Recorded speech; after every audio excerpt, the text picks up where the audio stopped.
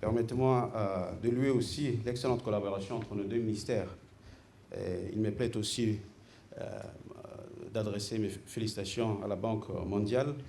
pour ses appuis techniques et financiers pour la réalisation de ces documents, qui est un document essentiel pour le rapport sur le climat qui a été déjà réalisé par mon département quand on parle des CDN. À l'instar des autres pays de l'Afrique, la République de Djibouti est vulnérable aux effets des changements climatiques, on le sait tous, qui impactent négativement la santé, l'éducation, l'environnement, les infrastructures, la paix, la sécurité, les secteurs essentiels pour le développement socio-économique, bien sûr l'agriculture et aussi le tourisme.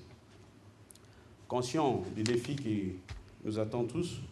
posés par les changements climatiques pour la durabilité des trajectoires de développement durable, la nécessité d'anticiper de risques liés à ces problématiques multidimensionnelles, Djibouti, à travers mon département, s'est attelé depuis des décennies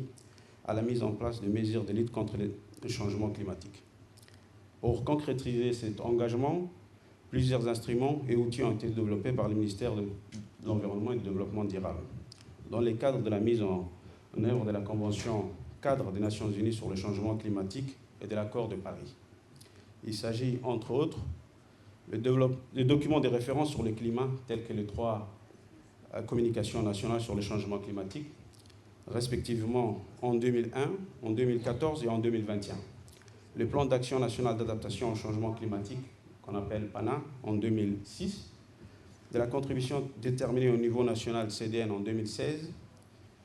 la contribution déterminée et la stratégie nationale sur le changement climatique en 2012, des rapports sur l'évaluation nationale et des besoins en technologie en 2022,